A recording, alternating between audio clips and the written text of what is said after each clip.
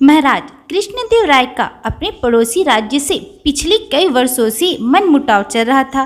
कई बार दोनों राज्यों की सेनाएं आमने सामने आ चुकी थी। इस समय भी तनावपूर्ण स्थिति बनी हुई थी।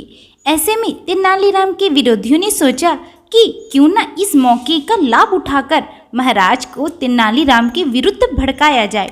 सभी ने मिलकर सलाह की और एक दरबारी को ये जिम्मेदारी सौंप दी। एक दिन जब महाराज कृष्णदेव राय अपने उद्यान में टहल रहे थे कि वह दरबारी वहां जा पहुंचा। कुछ देर तो वह इधर उधर की बातें करता रहा, फिर पूछा, महाराज आपने कुछ सुना है क्या? महाराज ठिठक कर उसका चेहरा देखने लगे।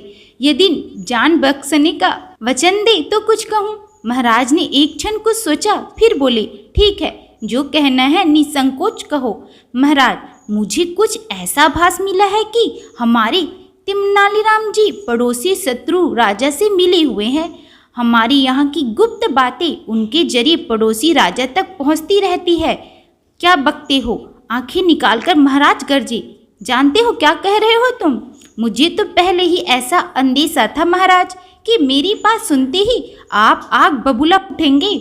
यही कारण है कि बाकी दरबारी भी इस बात को जानते हैं, किंतु इसी कारण कहने का साहस नहीं करते कि तेनालीराम का जादू आपके सिर पर चढ़कर बोलता है। उसकी शिकायत तो आप सुन ही नहीं सकते, और यही कारण है कि वह कैसे विश्वास कर ले हम तुम्हारी बात पर, जबकि हम जानते हैं कि तेनालीराम हमारा सच्चा वफादार है। सुनो दरबारी, हम विश्वास से कह सकते हैं कि तुम्हें कहीं से गलत सूचना मिली है। अपने अपने विश्वास की बात है महाराज। आपको जिस प्रकार तेनालीराम पर विश्वास है, उसी प्रकार मुझे अपनी सूचना पर विश्वास है। पूरी तरह जांच परख के उपरांत ही मैंने आपके समक्ष यह बात रखने का साहस किया है। उस दरबारी की दृढ़ता को देखकर एक बार तो महाराज भी सोचने पर विवश हो गए कि कहीं यह दरबारी सत्य थी तो नहीं कह रहा। फिर कुछ सोचकर वे बोले, ठीक है, हम इस बात की गुप्त जांच करवाएंगे, और यदि तेनालीराम दोषी पाए गए तो उन्हें राजद्रोह के अपराध में कठोर दंड दिया जाएगा।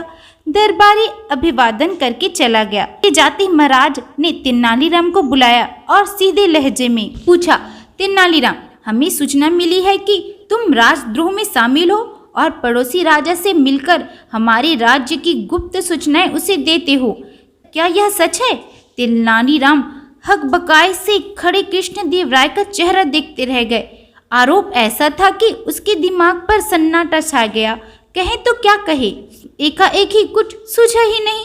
तुम्हारी खामोशी इस बात की गवाह है तेनालीराम कि हमें जो सूचना मिली है वह सच है। तुम देशद्रोही और गद्दार हो। महाराज, तेनालीराम की आंखें छलछला आई। यदि पड़ोसी राजा के लिए तुम्हारे मन में इतनी ही हमदर्दी है तो जाओ, वहीं जाकर रहो और हमारे राज्य को फौरन छोड़ दो। महाराज ने अपना निर्णय सुना दिया। महाराज, इतने बड़े अपराध की इतनी मामूली सजा? रूंधे से स्वर में तेनालीराम बोला, तुम्हारी अब तक की सेवाओं, तुम्हारे मित्रतापूर्ण व्यवहार तथा तुम्हारी पद की गरिमा को देखते हुए तुम्हें इतना ही दंड देना उचित है, किंतु यदि यही अपराध किसी और ने किया होता तो हम उसकी बोटियां नुचवाकर चील कौवों को खिला देते। क्रोध से बिफर कर महाराज बोले। तेनालीराम ने महाराज का निर्णय सुनकर सिर झुका दिया। अपनी सफाई में एक लफ्ज भी उन्होंने नहीं कहा और चुपचाप वहां से चले गए। दूसरे दिन पूरे विजयनगर में यह बात फैल गई कि तेनालीराम राज्य छोड़कर चला गया है। दरबारियों की तो खुशी की सीमा ही नहीं रही।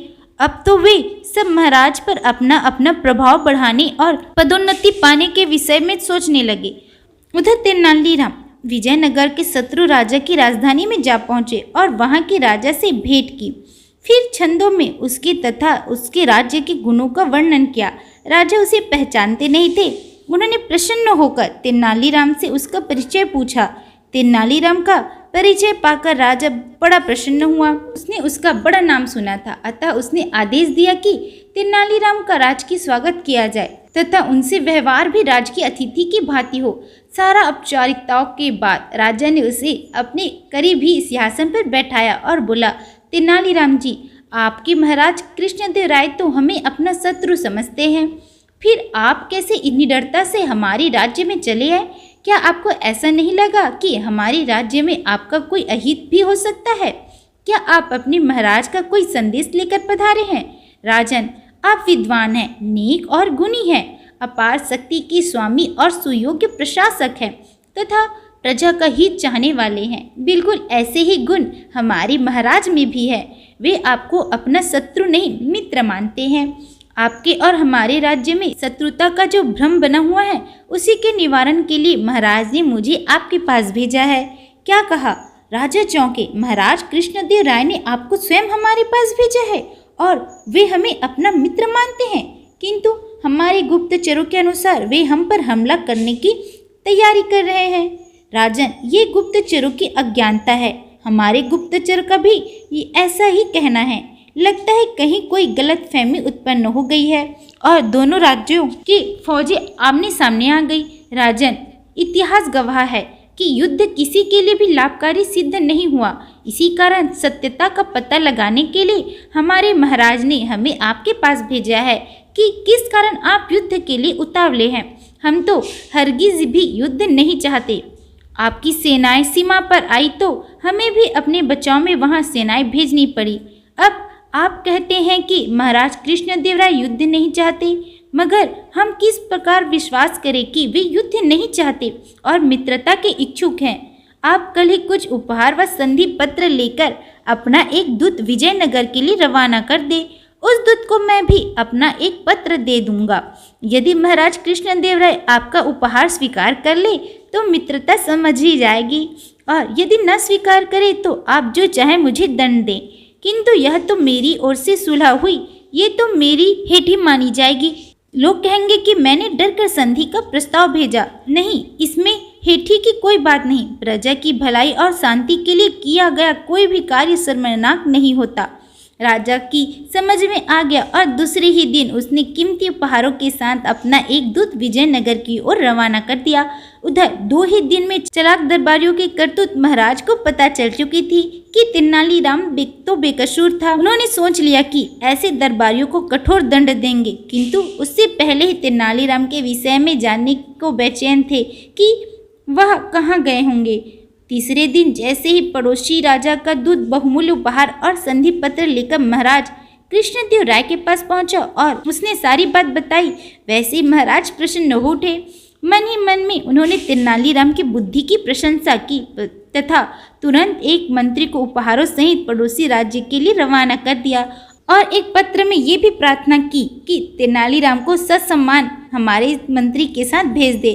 और जब तेनालीराम वापस विजयनगर पहुंचा तो महाराज कृष्णदेव राय ने उसको अपनी सीने से लगा लिया। जिन दरबारियों ने तेनालीराम के विरुद्ध षड्यंत्र रचा था, उन्हें शर्मिंदगी उठानी पड़ी। राजा उन्हें कठोर दंड देने के पक्ष में थे, किंतु तेनालीराम ने उन्हें ऐसा करने से रोक दिया और कहा, महाराज, यदि ये लोग ऐसा ना करते तो पड़ोसी राज्य से मनमुटाव कैसे समाप्त होता। आपको तो इनका उपकार मानना चाहिए। अपने प्रति अब भी तेनालीराम के मन में आदर देखकर उन सभी के सिर शर्म से झुक गए। तो आज की कहानी में बस इतना ही। अगर आप लोगों को मेरा ये वीडियो पसंद आए, लाइक सब्सक्राइब जरूर करें ताकि मैं जल्दी से जल्दी अपनी 1000 सब्सक्राइबर पूरे कर पाऊँ। तो मिलते हैं अगले वीडियो में। Bye bye.